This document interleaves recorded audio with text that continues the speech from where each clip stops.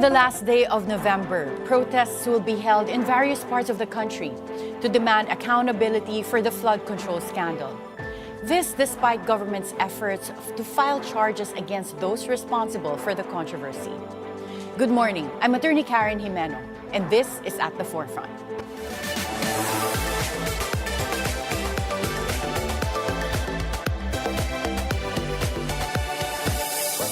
Ombudsman Jesus Crispin Remulla says plunder charges may be filed against former lawmaker Zaldy Co and more than a dozen others. This is in addition to the graft and malversation of public funds charges they face in connection with the flood control scandal. His office will also ask Interpol for a red notice to locate and arrest Zaldy Co after the Sandigan Bayan raffled off his 3 cases.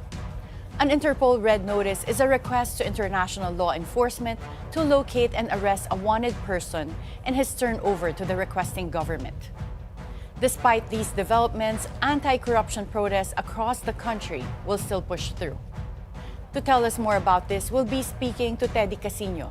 He's the former chairman of the Bagong Alyansang Makabayan, the existing chairman of Bagong Alyansang Makabayan. He's also one of the organizers of the rallies. Good morning, Teddy. Good morning, Karen, Atty. Karen. Magandang umaga po sa lahat ng nanonood. The PNP is on full alert for November 30. From your end, have you been coordinating with them to secure the rallies that you will be conducting? Well, probably in the next few days, we will have talks with them. But in the past, noong September 21, maayos naman. So it's usual practice that when we have these kinds of rallies, there's some form of coordination with the authorities. But problema lang namin minsan masyadong OA ang, lalo na these days, they have practically turned areas around Malacanang, for example, like a garrison. Grabe yung barricades and this specialized barbed wire. So I hope that they do not overreact sa ganitong mga protests. May mga ibang areas po ba kayo na magpo-protest? Ang alam namin is Luneta and EDSA. Well, it's But mainly, will there be also parts of Mendiola na may rally, Liwasang Bonifacio? It's mainly Luneta and EDSA. But November 30 will be a nationwide protest. So practically in all urban areas, there will be protests. Now, after yung rally sa Luneta, this will be from 9 to 12 noon. But after that, some groups will be probably marching to Mendiola. Some groups will probably proceed to EDSA. So all these will be parang nung September 21 din. Okay, and when you say nationwide, may mga probinsya po ba na magra-rally rin? Yes, ang nagpaabot na that there will be rallies, these are the big cities, no? Iloilo, Cebu, Davao, Cagayan de Oro, Baguio. Just this week, mga students sa Baguio, they came out in force, 5,000 plus. Ano? So we are expecting others to inform us in the next few days kung paano yung mga plans na nila. Teddy, kasama ka na ba nung times na nagra-rally during martial law era? I was in shorts during Bata pa. Okay. Yeah, that's why I was being polite. Kasi kahapon may kausap ako na sabi niya, but siya, buhay na siya nung time na yun at sumasali siya sa mga rally. But he was saying, parang naaalala niya raw yung time ng martial law era leading up to the 1986 People Power Revolution with all the rallies that are being conducted right now. And I was going to ask you kung sa iyo ba reminiscent siya of that part of nung time ni Ferdinand Marcos Sr. Yes, I was a high school student then. So joiner na rin ako, but I wasn't part of any group. I just went to the rallies. And I would say there is that sense of urgency, that sense of militancy. So that was 83 to 86 yon. And then I became part of that again a few years later, 2001, nung Estrada Resign movement. And we are feeling that now. No? Pag ganito talaga na sumasambulat yung grabbing issues ng corruption, government abuse, and people realize that it's really so widespread and systemic that they have to go out and do something about it. Uh, uh, yun ang ano talaga, yun ang sense ko na nangyayari ngayon. The Interior Department released a statement clarifying its stance on statements made by the United People's Initiative at the EDSA rally just last Sunday. And they said that these were close to inciting to sedition. It reiterated that protected expression has limits, citing Articles 139 and 140 of the Revised Penal Code. But when you say na sana naman this November 30, sorry, wag silang OA doon sa reaction nila sa rally. Right. Do you think that the stance of the DILG might send a chilling effect on protesters? Yes, that's one of the things na OA. Political demands like the president resign or vice president resign or that there should be a new government. These are part of our freedom of expression. As long as we do not do anything to actually, force the downfall of the government, as long as hindi naman tayo nag-aarmas sa kalsada, this should be allowed as part of free expression and the demands of the people. And I think they are very legitimate demands. Yeah. So definitely, by saying that, there will be, in effect, tinatakot nila yung mga tao to come up with these very legitimate demands. Yeah. Well, it is in our Constitution that Yes. resignation is one of the forms of succession in the government and the leadership. Yeah. There is an ICI probe right now, and also Blue Ribbon Committee probe on the flood control scandal. And then just this week, Lucas Bersamin and Amina Pangandaman have already vacated their posts. Are you satisfied with these developments so far in terms of addressing this flood control controversy? Well, we welcome the resignations of these high officials, but we feel that so far, yung mga investigations and these resignations involve the fixers, the facilitators, the bagmen. But I think the principals, yun ang mga nakakalusot pa rin sa ngayon. Because these people, they do not act alone. It is a stretch of the imagination to say, napakana lang nila Bersamin yan, nila Pangandaman, and sila Olivar.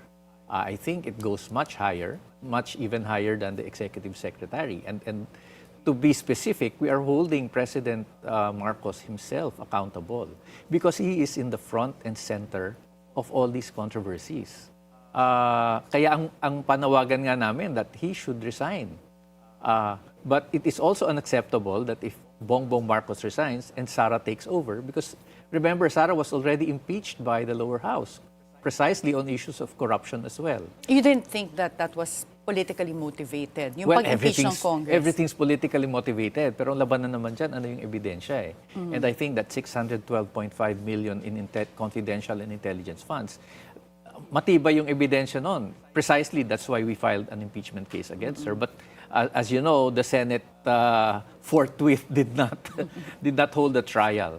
But so therefore, it would be unacceptable and it would not resolve the situation kung si Sara din ang papalit. Kaya nga tingin namin, both officials should resign, as well as the others really involved in this systemic plunder of coffers. Kaya pa ang impeachment against Vice President Sara when the amount being alleged against her initially yung 125 million in confidential funds. Nagmukhang barya compared to kahit yung assistant district engineer ng Bulacan, mas malaking kinita sa flood control project. Mukha siyang barya, but Karen, for ordinary people, 612 million pesos is sa buong lifetime ng ordinaryong Pilipino, hindi sila makakakita. Yes, yes. So, it's a big amount. And the fact that it's dwarfed by the other forms of plunder does not remove the gravity of those crimes. Well, Professor Froilan Calilong said that it might be a good idea to let Vice President Sara succeed sa presidency kung mag-resign si President Bongbong Marcos, considering mga dalawang years na lang natitira sa term. So it will allow us to test her ability to lead. Whereas, pagka tumakbo siya sa 2028, then people, the mga core supporters niya might vote for her kasi merong illusion na she will be a good leader because of all the controversies hounding this administration. And we know what happened na naging very explicit yung away ng former unit team. So, what is your comment on that idea? Ganito nakikita ko dyan. Of course, aside from the issue that she herself is involved in corruption, the Marcoses and Dutertes are in a death match right now. So imagine if Sara takes over and Marcos resigns or is removed from power.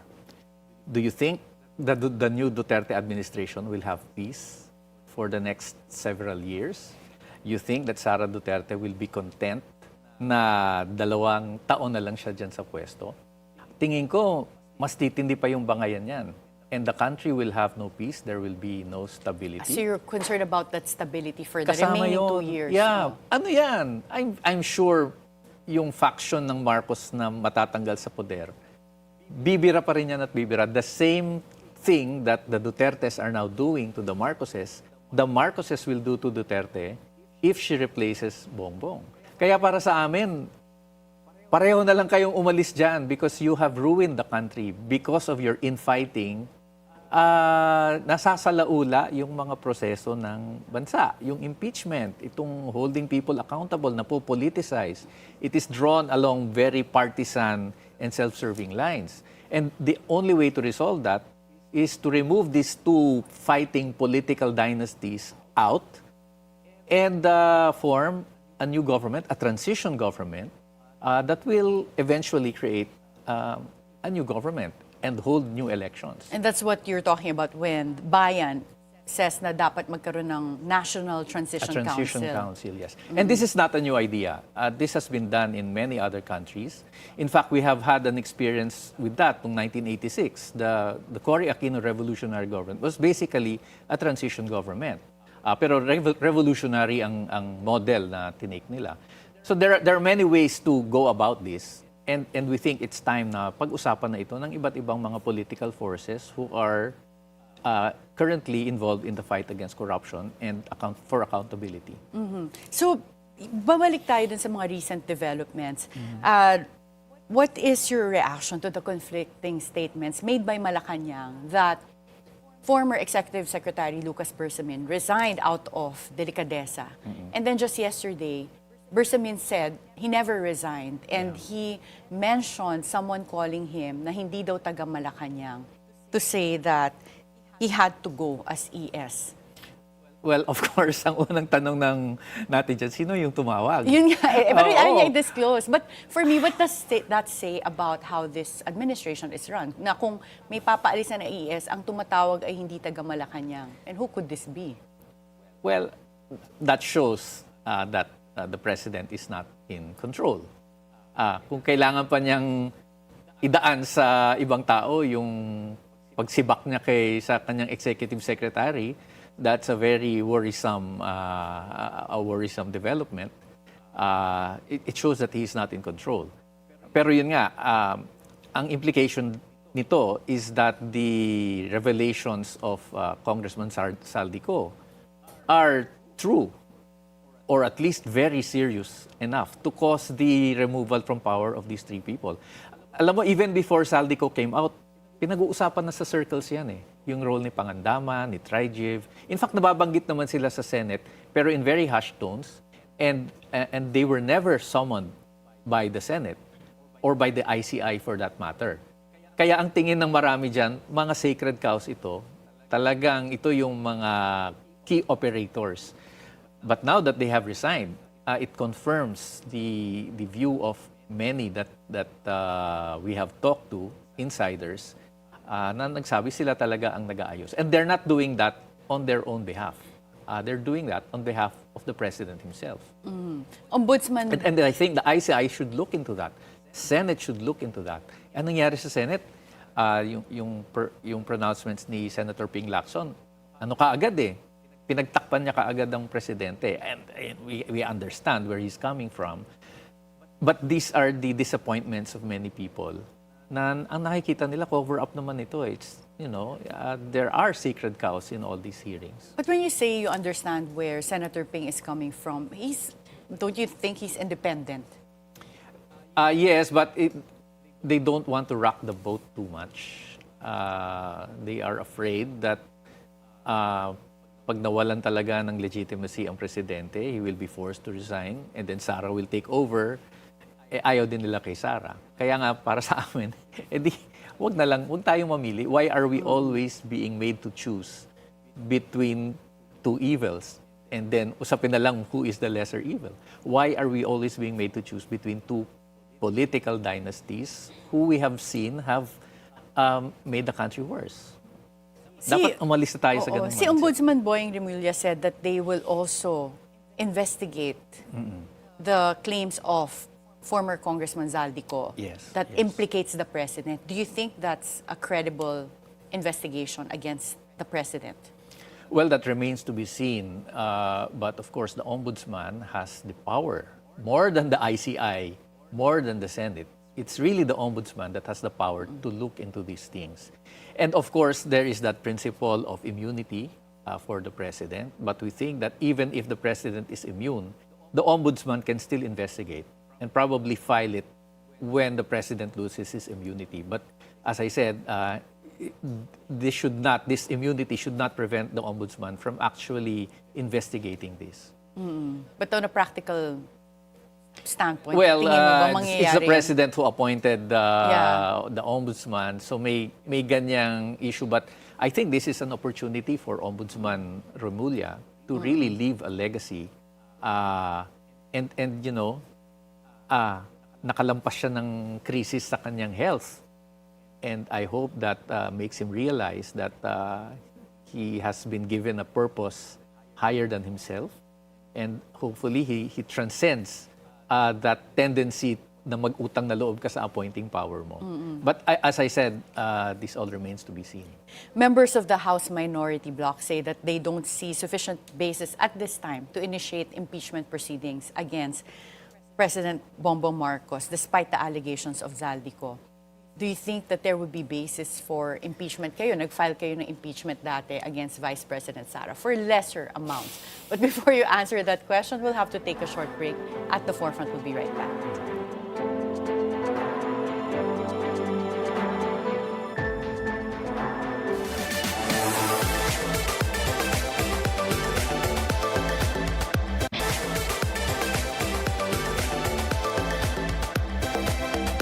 Welcome back at the Forefront. Teddy, there's a statement by the House Minority Bloc that they see no sufficient basis at this time to initiate impeachment proceedings against President Bongbong Marcos. Despite the allegations made by former Congressman Zaldy Co, your group has filed impeachment complaint before against Vice President Sara for lesser amounts. Do you agree na at this point wala pang pwedeng i-file na impeachment against PBBM? Well, the fact that it was the minority who made that statement already shows you the sheer impossibility of impeaching President Marcos. Kasi papel ng majority yun eh. The minority is supposed to be the check and balance. But so we all know that impeachment is really a political, it's a political game. At this point, I think out of the question yung impeachment kay Sara because of that technical Supreme the Court restriction, ruling. 1-year bar rule. And I think kay President also because of the alliances in the House. But no one stops anyone from filing an impeachment complaint. That I think the Duterte camp, sooner or later, they will file an impeachment complaint. But whether that will prosper, I think, mahirapan. And para sa amin, we have seen how impeachment has been undermined and, for lack of a better term, bastardized by both the House and Congress. So baka hindi yan ng proper way of holding these people accountable at this point.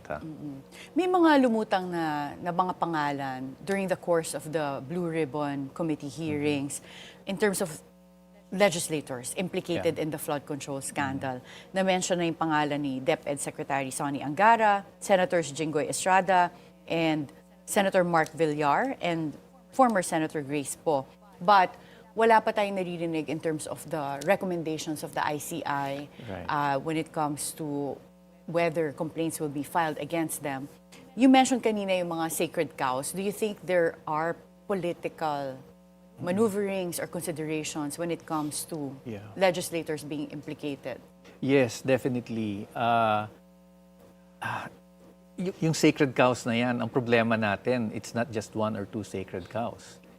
There are many sacred cows. Ang lalakas ng mga connections niyan, these are powerful political dynasties.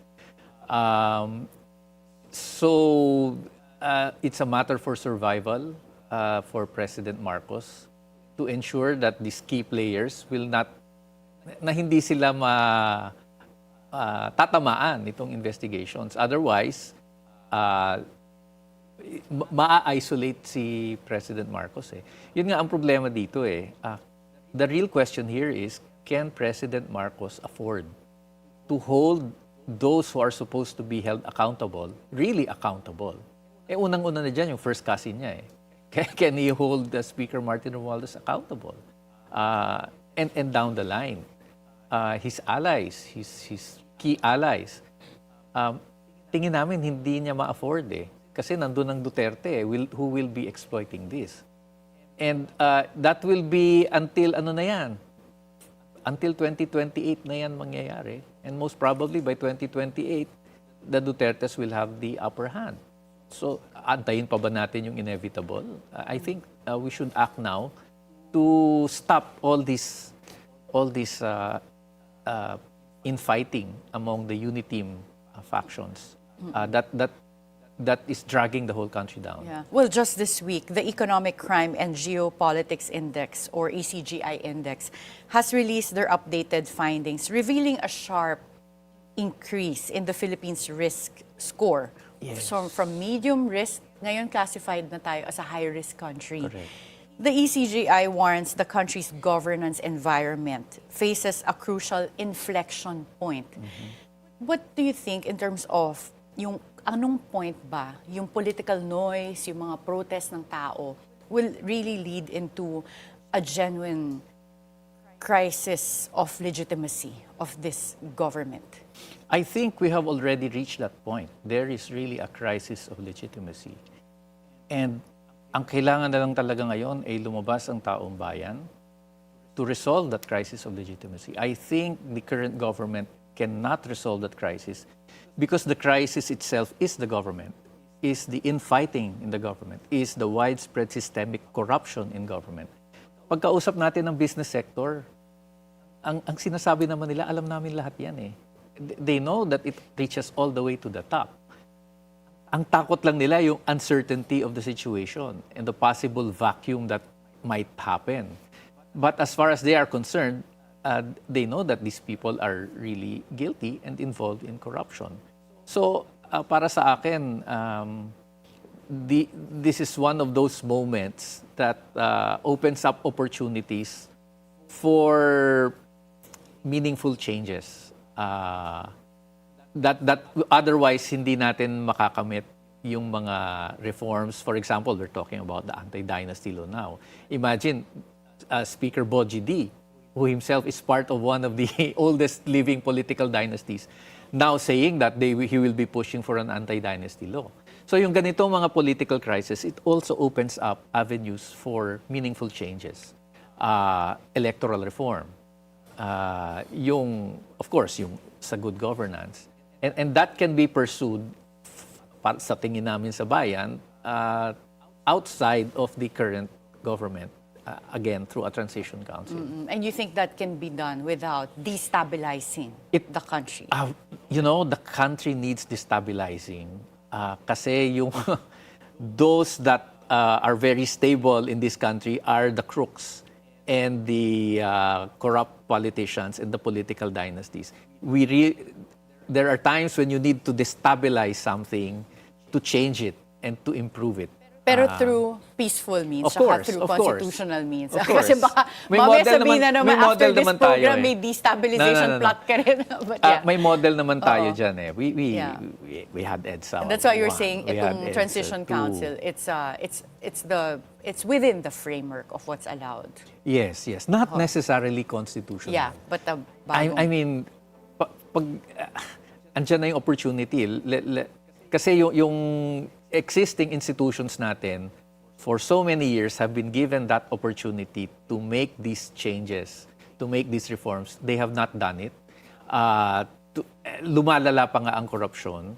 So probably it's time that we rethink the way governance is being done in this country. Thank you so much, Chairman Teddy Casiño. Naubusan na tayo ng time, but we hope to get updates from you. Yes, of course. In relation to the November 30 Yeah, rally. see you in Luneta, November 30. Thank you so much. All right.